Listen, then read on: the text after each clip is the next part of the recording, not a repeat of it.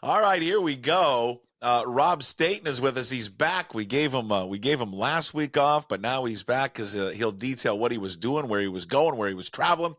Rob Staton, SeahawksDraftBlog.com, all brought to you by Superior Linen Service. Family owned and operated since 1926. They provide the highest quality of products and service to the greater Puget Sound area. Get a free quote today at suplinen.com. Give him a call at 253-383-2636.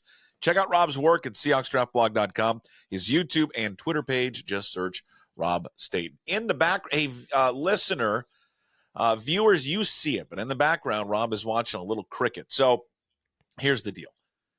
If you can, in 15, 30, can you describe it to me? Because I watched this and it looks, I can imagine someone watching baseball for the first time going, I don't know what's going on. I watch cricket and I don't know what's going on. I don't get it. Can you explain it to me like I'm an idiot? I can explain it in 3 words, but it's gonna piss everybody off who's listening to this. Baseball, but better. Oh, yeah, you're going to piss a lot of people off, man. They don't listen. This is one of the reasons why we left your country. Okay, we wanted our own thing, and we didn't want to be told by you people anymore what we can and can't do. So you're saying it's baseball, but better. Ugh. Yeah. So, I mean, look, there's all sorts of different formats of the game, and some formats are very sort of, they're like a baseball game. It might last a couple of hours, and then you've got some forms of cricket that last for 5 days. Now, the ones that last for 5 days, that's personally my favorite. It's basically just an excuse to go and spend 5 days drinking with your mates. So it's great fun when you get a chance to do that. The shorter form of the game, which is what is on now, is a bit more. It is very similar to baseball, but what I would say is that you might get a couple of home runs in a game. You might get one every single. We call them overs. I guess it's kind of like an innings. Okay, so they're not. They don't call them home runs there. No. Okay. If you hit it. If it was like a home run, you get 6 runs for it. Okay. So it's just called a 6. Six. If it bounces to the end of the boundary, as we call it, so that if you were to hit sort of the barrier on it in baseball, it's 4 runs. We call it a 4. So why are there 2 different sets? Why can you play one game that's 5 days and one that's not 5 days? Like why are there 2 different versions? The 5-day version is called a test match. It's supposed to test you both as an individual and as a team. It's meant to be sort of a longer form of the game. It'd be, let's say, to compare it to baseball, let's say that the Mariners are playing the Blue Jays.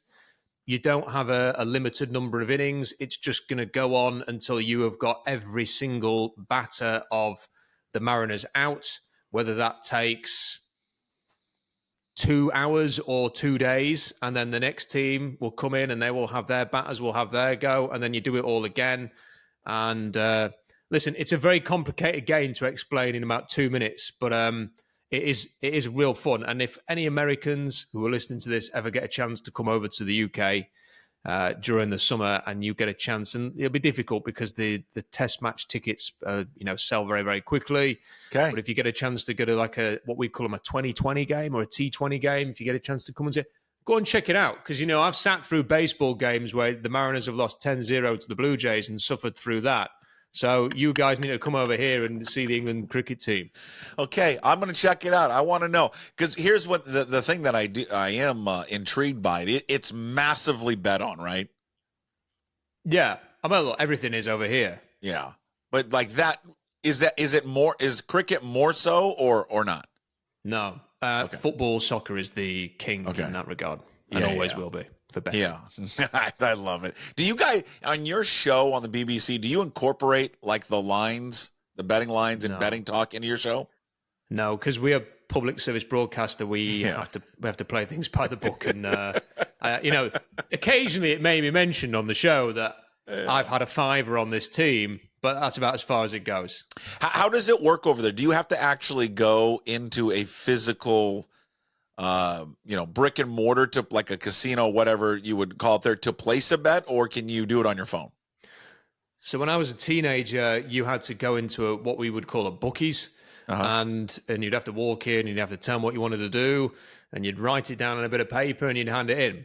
Whereas nowadays, it's all done on apps. So you just open up your app, and you place your bets. And I have to say, Paul, I think I've told you this before. You know, they're not as with it when it comes to the NFL. So there's money to be won if you are a big NFL geek like me. But you can do NFL there, right? You can. Yeah. Oh, yeah. Every week. So you're making money. You're making money all over these people because they don't know anything what's going on, dude. I love it. Yeah. Look, some of them, like, they're really ridiculous. Like, some of the bets they come up with are so obvious, they like hit you in the face. And sometimes they're so obvious that one of the people who work for these companies will go, you need to remove that, you know, before the games start, because it's just ridiculous. And then you'll find out that your 100 to 1 bet that you've stuck 50 quid on has been removed because they've decided that too many people are tapping into it. So. Tell everyone where you were at last week. We missed you last week on the show. How'd things go in Deutschland?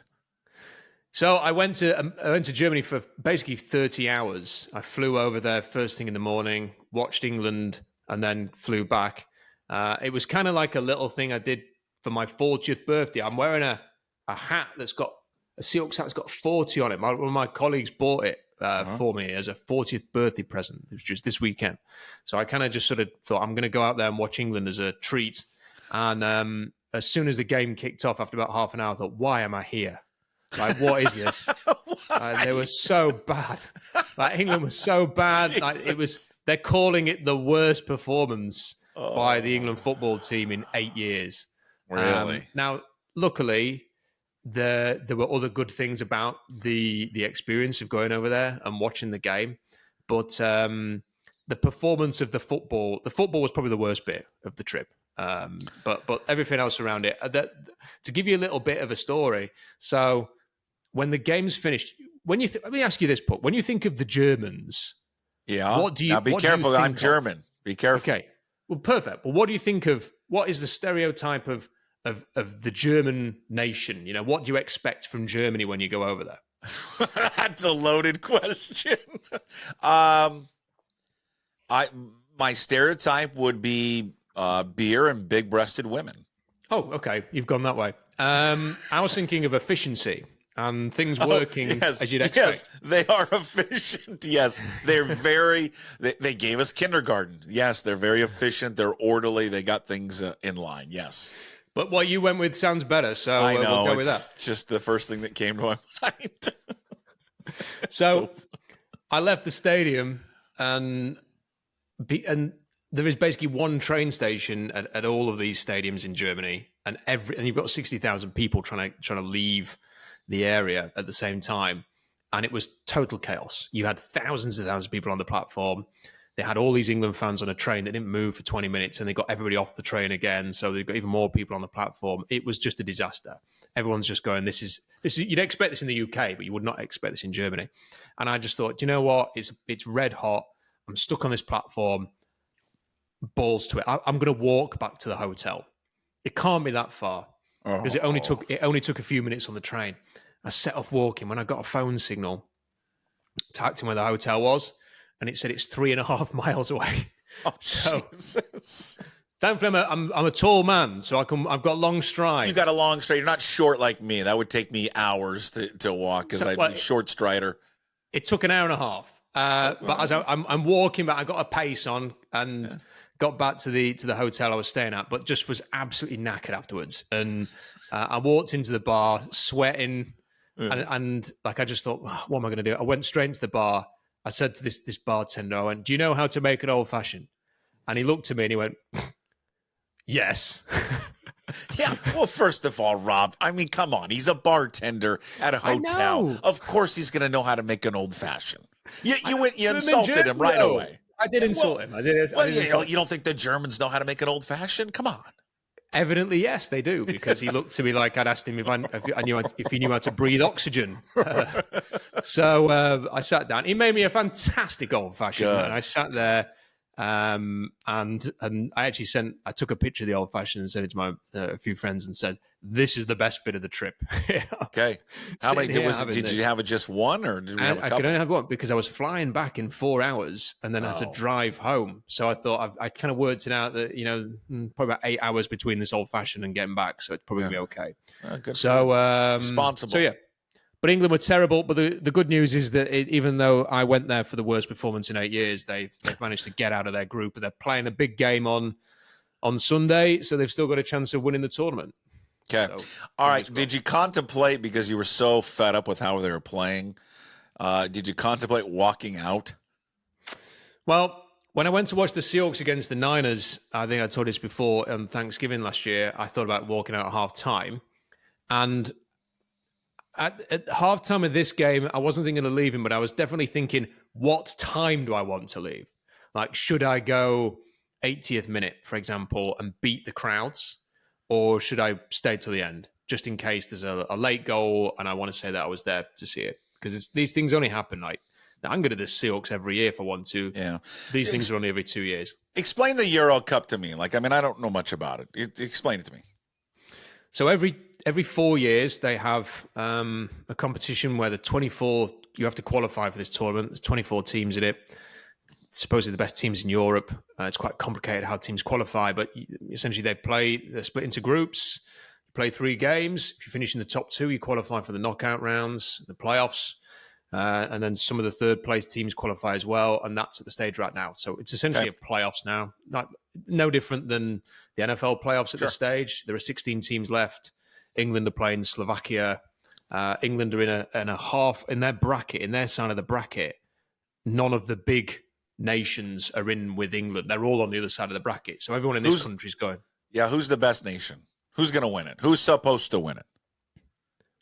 Well, England was supposed to win it, but they're not playing very well. Not by the sounds of you. No, they're not playing very well. So I think that right now you'd say Spain, Germany have looked the best. You've got France and Portugal and England. They're the kind of the teams there. Where does this rank in the hierarchy of these tournaments, right? For soccer, for football. Where does this rank? Obviously World Cup's number 1. Where does this fall? This is number 2. This is number 2? Okay. Yeah. All right. If England win this, where does the MLS Cup rank? It's about 19th. But it's a lot further than 19th. I should 90th maybe. Well, I would say that if England win this, you're gonna be able to hear the party across the Atlantic, because it's been 58 years since we won anything, and it is life and death over here. There is nothing like it. I kind of wish that you guys had something like this. I know that you're in the World Cup and you're playing in the Copa America right now, but I think it's the one thing that American sports lacks, is that sort of none of these guys are playing for money. They're playing for their country, and it just brings everybody together. Like, I was in the stadium the other day, and there's fans who would be hating each other if they were following their own club teams. But they all come together for England, and everybody. It's such an amazing atmosphere. There's something similar to it, but the problem is when they play it, the WBC, the World Baseball Classic. It's like that, and it was great this last year. It was a year ago. It was unbelievable drama. Because it was the U.S. and it was Japan that were facing off in the championship.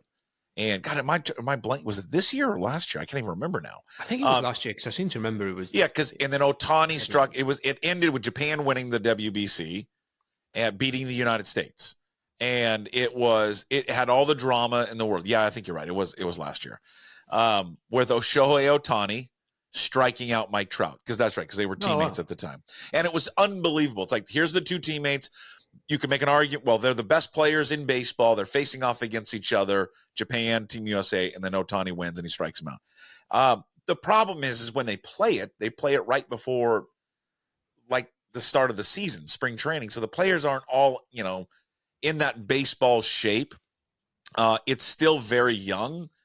And, the rest of the world, not everybody plays baseball, right? You think about it. I mean, it's the United States, it's North America. It's North America, South America, right? It's not, there's really the only countries, and part of the world that actually play. No, I mean, they're trying to make it work in Europe. I don't know. You tell me. They were there a few weeks ago, Phillies, and I'm blanking on the Mets, right? For the London series. Is that a big deal in London? No, I mean, I know people who went to it, and I think that people had a good time who went there. Yeah, it's drinking, right? Just hanging out and having fun. That's it. It's basically having a drink. Like when the NFL comes over, it's a whole different kettle of fish. Yeah, so I just, I think our sports, they're just so U.S. focused. I think if Japan's huge in baseball, right? It's like Japan, obviously, you've got Mexico, and you've got, all of the, the Dominican and Cuba, and all those are great. Like if it was just those playing, but they've got to include everybody on the WBC. I think it's massively popular. For football, you just couldn't do it, right? There's only one place that plays it. Look, America's won again. Well done. Well, I mean, we win a lot, Rob. You do. I think this year, what will be fascinating. God, we're getting off topic here, but it's great. I think the Olympics for basketball this year are going to be fascinating. Because I think there's so many good teams. And I think the way that the NBA has grown and become so international now and so popular. I mean, we had the NBA draft last night. And, for the second year in a row, you have an international player going number one. Well, you have, last year's first round pick was from France. The first two picks in the draft this year, both from France. So the game is growing even more and more. And I bet you, 15 years, 20 years, you just have so much of this international talent, right?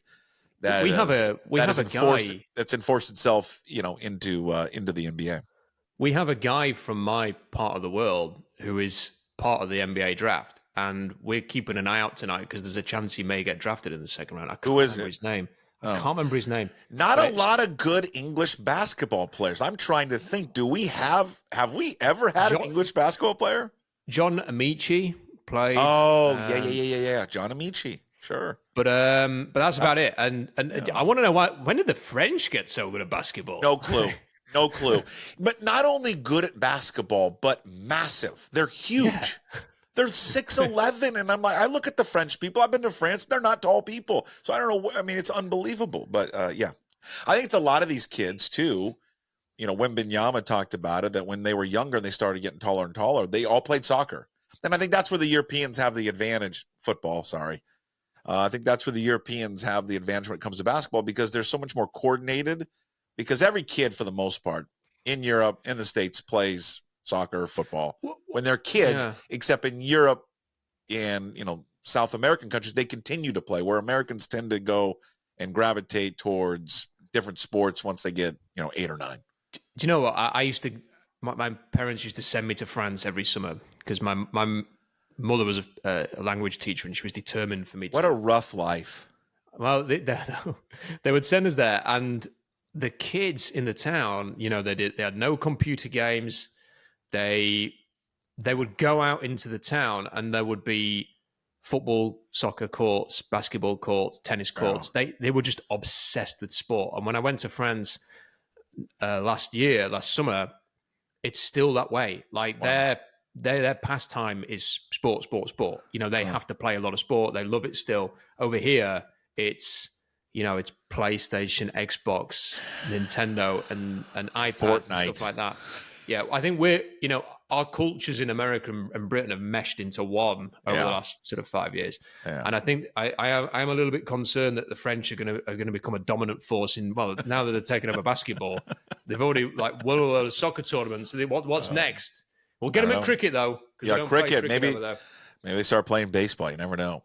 All right, you think about the Seahawks right now, Rob, as we get into the Hawks. We're like a month away, almost like less than a month away from the start of training camp. So it's almost here, the Mike Macdonald era. And I know it's officially underway, but I always think that it's, the official start of the season is training camp. I want to ask you your top. You can take as many storylines as you want, but let's start with 3. Give me 3 of your storylines that you're focused in on right now on June 27th, as we're about a month away from camp opening up. The main one for me is, does Mike Macdonald trust rookies? because he's done a couple of things that have made me question whether he does or not. The first one was that Christian Haynes has been practicing with the number 2 offensive line. And I just assumed, and I think many people did, that he was a plug-and-play starter at right guard. Now, whether this is just a case of make him go and win the job or not, or something like that, fair enough, but we'll soon see. But then the other thing that he did recently is he was interviewed, I think on the NFL Network, and he was asked about Byron Murphy, and he really played Byron Murphy down. Like, yeah, he looks great in shorts and a T-shirt, but we need to see him in pads. You know, we've got enough depth on the defensive line that we don't have to throw him in at the deep end in year one. And when I heard that, I thought, that's interesting, because it's not, I didn't feel that was so much a tell on maybe Byron Murphy is not hitting the ground running or anything like that. It just made me think, okay, Christian Haynes is with the 2s. Byron Murphy's going to be eased into things. Maybe we're going to see a lot of Leonard Williams and Jaron Reed as the starters, the defensive tackle, with Murphy kind of coming in and gradually coming along. Mike McDonald would not be the first coach who does not want rookie players or to rely on rookie players in year one. So with Pete Carroll, it was a bit of a mixed bag. Some guys were just thrown in and had a great success straight away. Others, it was a bit frustrating. Frank Clark springs to mind, who it took him a long time to sort of let the handbrake off with Frank Clark and players like that. So I'll see what Mike McDonald is. But I'm interested, because I kind of assumed that Murphy and Haynes were impact rookies. I guess we're going to find out how impactful starting at training camp when we learn and maybe a little bit more about how they're coming along. I love it. That's the great point, because I'm with you on the Haynes one, and I don't think we've discussed it. It's like, all right, it was like one weekend he was with the backups, because remember, Bradford was out, and you're like, all right, well, Haynes will just be in there, and then he wasn't. And I'll be honest, I can't even remember who the other guy is now. Off the top of my head, I'd have to look it up. I have no idea. Is that who it is? McClendon Curtis, was it? It sounds right. We'll go with it. And I'm like, God, where's Haynes at? So yeah, maybe it's a part of his plan, though. Maybe there's some psychological warfare going on that he's trying to let them know, hey, I'm just not going to hand you a job. You got to go earn that job. I don't care where we picked you. I don't care what people say. You still have to go win that job. But I hope, listen, Rob, if Christian Haynes doesn't beat out Bradford or is not the starter, but that's a disappointing draft pick. I want to see him start. And I understand why, experience and consistency matters on the offensive line. But when you're already having a new center and a new left guard, you kind of think, well, your chance for consistency is kind of gone already. So, you might as well throw Christian Haynes in there and let him take his lumps early on. And the great thing is he doesn't have to play Aaron Donald anymore. So, thank God. So I'd just throw him in there and let's see how he goes. All right. So Haynes, so that one, rookies. All right, give me a number 2 storyline for you. The number 2 storyline is a fairly obvious one, and I think we've discussed it, and other fans have discussed it. It's just, what the heck are they going to do at linebacker if these 2 projected starters are not healthy? Because you have to see them healthy to believe that they're going to be okay and good to go. And already we're getting a glimpse of, if these players miss any time, and I'm not talking about the odd game here and there, if they miss a month, let's say, during the season, what are you going to do? Because I don't know. Maybe there's just something about John Rattigan and Patrick O'Connell that I don't see, or that they do see. First of all, what? I mean, come on. I mean, I'm with you on this one. What does anyone see? Well, exactly. And then you look at, and I did this a couple of weeks ago. You look down the list of available free agents, and you just go, there is not a solution there. And then I actually went on the Our Lads depth chart, which is really good, and put in linebacker into the grid to see what other linebackers are out there, because maybe you trade for somebody, maybe someone's going to get cut in a few weeks. And I'm telling you now, I went through every one of the other 31 teams, and I just didn't find a solution. That the other players are either just legit starters who are not going anywhere, or they're players that you would not really want, and are perhaps just going to pad out depth for a lot of teams. So I think they've rolled the dice a little bit with these two guys, and I'm intrigued to see what they're going to do if they are injured. I am also intrigued to see if maybe they just don't value this position that much. They wouldn't be the first team that thinks we can just trot out a Patrick O'Connell and a John Rattigan for a few weeks if needs be. That they feel that maybe the defensive line and the defensive backs are the key areas. That'll be interesting to see if they do feel that way and how they get on if that is their opinion. But right now, looking at it, depth weak, injury concerns about both projected starters, it's a bit worrying. And I think there will be, along those lines, Rob, I think there'll be some, potentially if they really struggle at that spot, middle linebacker, there's going to be some second guessing of why maybe you weren't more active in trying to bring Bobby Wagner back. Now, again, I'm not saying that that's what they should have done. I think that they ultimately made the right decision on Bobby Wagner. But let's say Wagner goes out and has a stellar season with Washington, and in the same time that you're struggling at that linebacker spot, I think going to be people that be like, hey, why didn't you bring him back? He wanted to come back. Why didn't you do it? So, and it's easier to play that game after the fact, but it will be out there because they, to your point, they didn't properly kind of replace those guys, and they didn't show much confidence in Dotson and Baker anyways because they gave them 1-year deals. It wasn't like they committed long-term to these guys. The thing that I would have loved to have seen them do is, I know they took Tyrese Knight in round 4, and maybe Tyrese Knight can be the guy to fill in, who knows. But if they'd have traded up a handful of spots into the back end of round 3, and that would not have been an expensive trade. They could have got someone like Peyton Wilson at NC State, who went to the Steelers. Now, Peyton Wilson's big injury concern, big history of knee injuries, shoulder injuries, I get all of that. But you take him in the late 3rd, if he's a one-contract player because of all these injuries, so be it. Most mid-round picks are one-contract players. But if you could get a one-contract player who was shown in college, like he won the Butkus Award, he was a major impact player for NC State. He was arguably one of the top defenders in the draft, and the injury concern was an issue. So I think moving up a few spots, if you put him on this roster right now, I think it just gives you that extra blast of quality and talent to make you think, okay, yeah, we'll take a chance on this guy. And if the injuries mean that you don't want to give him a second contract, that's fine. Yeah. A late 3rd round contract is absolute peanuts in the grand scheme of things. What's your final storyline heading into training camp about a month away? I am interested to see if they are going to do anything with any of their players to free up some money, because the interesting decision to rework Draymond Jones's contract has taken away an option they had to create a big cap saving for this year and next. So they are going to have to, at some point, find some money for next year. They've got the money that they need for this year, but next year. And I wonder whether one of the ways they might do that is, are they going to go to somebody about an extension before the season begins? Are they fully committed to DK Metcalf? Do they maybe anticipate that, look, his contract and the wide receiver contracts are only going to get more expensive from here? Is there something they can do with the expectation that maybe if he has an amazing season for the Seahawks, in 12 months' time, he might be even more expensive? And if they think he's going to be hugely productive in this system, do they tie him down for a bit more? Maybe find a way to free up some more money? Have they been so impressed with Gino Smith that they do something with his contract? Maybe they feel like, looking ahead at the draft next year, that they need a bridge beyond just this season and they want to do something to free up some money for next year.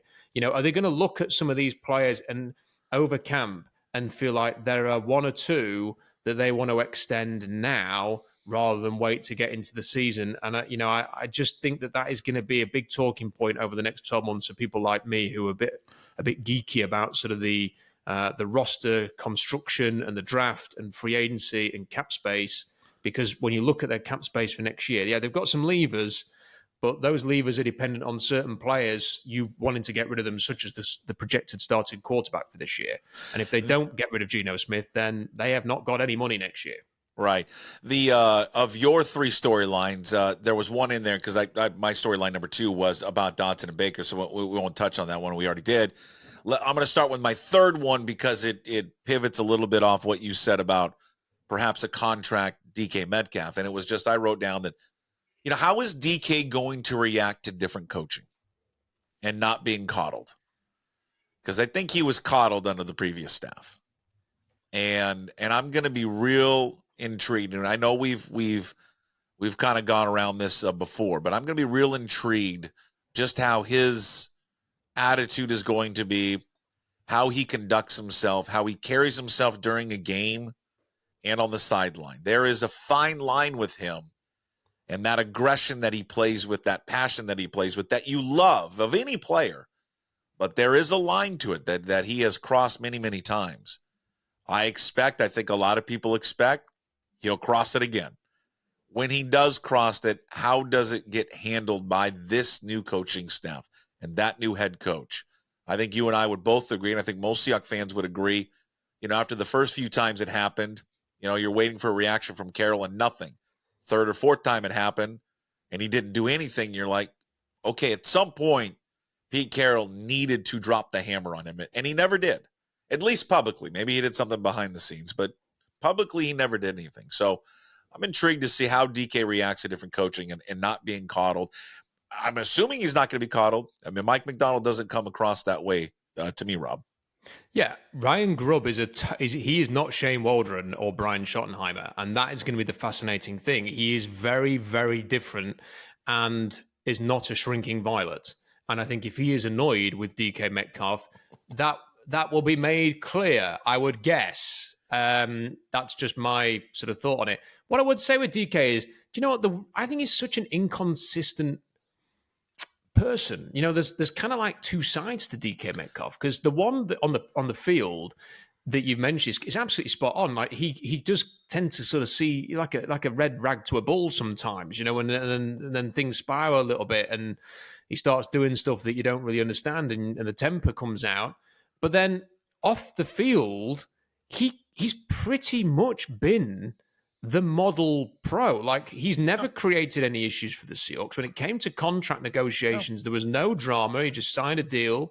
It was a very well-paid deal, but he didn't drag it out. There's, when they traded Russell Wilson, he said, I'm pretty sure that almost immediately after the trade, they said to him, so you've swapped Russell Wilson for Drew Lock in Seattle. How do you feel about that? And he went to bat for Drew Lock. And it was some of the best PR the Seahawks would have had at the time, to have someone like DK Metcalf not kicking up a fuss, just basically say, get off Drew Lock's back. I believe in this guy.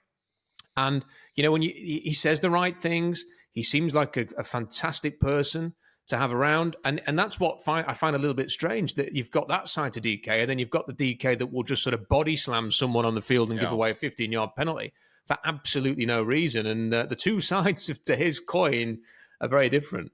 There's a heckle and jibe to him. Is that he crosses that line, right?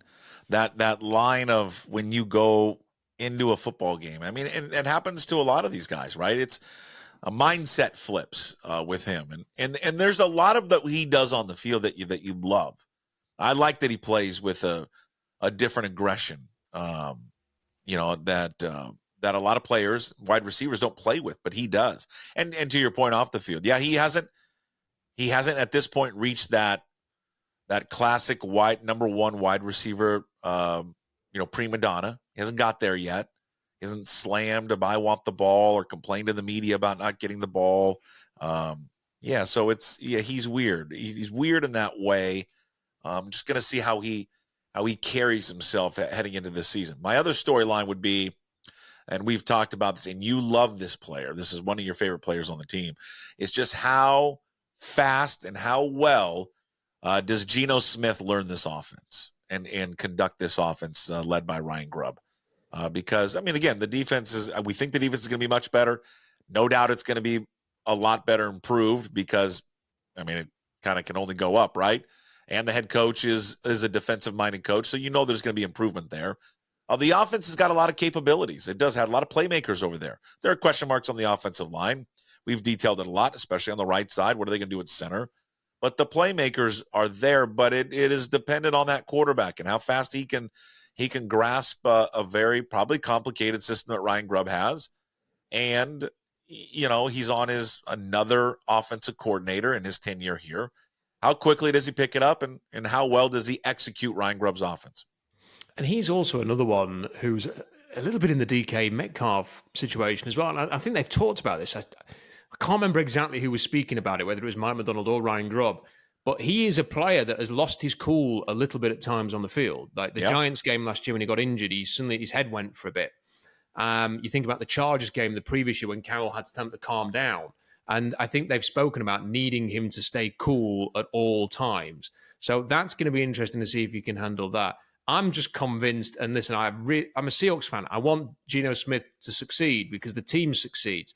I'm just absolutely convinced that at this stage of your career, you kind of are who you are. And as we detailed on a different show not that long ago, Puck, his 3 sort of main seasons as a starter, his final year at West Virginia, his 2 years as a starter in Seattle, they've been good stretches and bad stretches. And I think that's what's going to happen again this year. We're going to see a run of games where we're all talking about extending Geno Smith because he's playing really well or he's looking good and like there's no chance of Sam Howell coming in. And then he's going to have a stretch of games where you think, he's still Geno Smith. And that's what I fully expect. Boy, let's end on that glass half full note.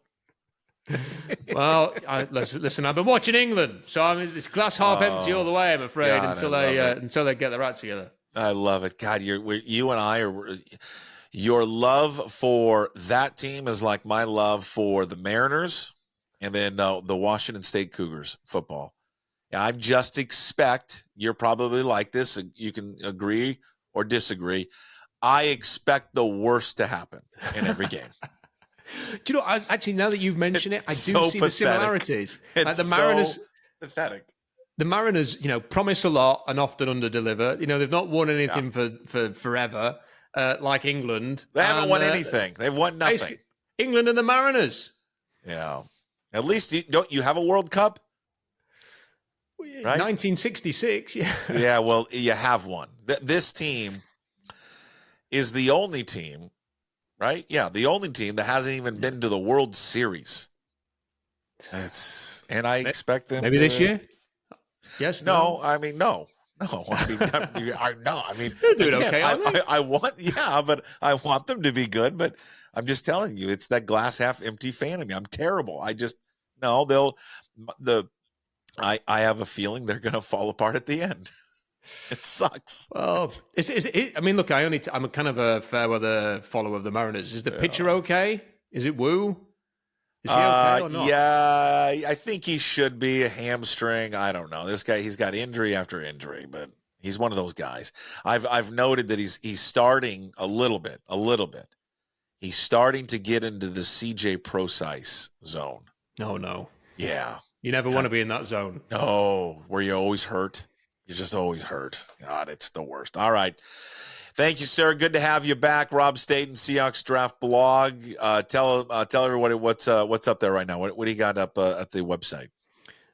This show, I mean, and I have to warn people that, for the next, however long, it could be Sunday that England get eliminated. Until England are gone or win the Euros, that it's probably going to zap most of my energy. But as you mentioned, the training camp is a month away, so that means we are very, very close to things getting ramped right up on SeahawksDraftBlog.com. Good. Taking a little bit of break. Nothing wrong with that.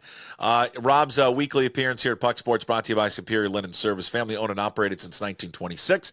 Superior Linen Service provides the highest quality of products and services to the greater Puget Sound area. Get a free quote today. suplinen.com. Give them a call, 253-383-2636. Rob, we'll talk to you next week. Have a good one. Nice one.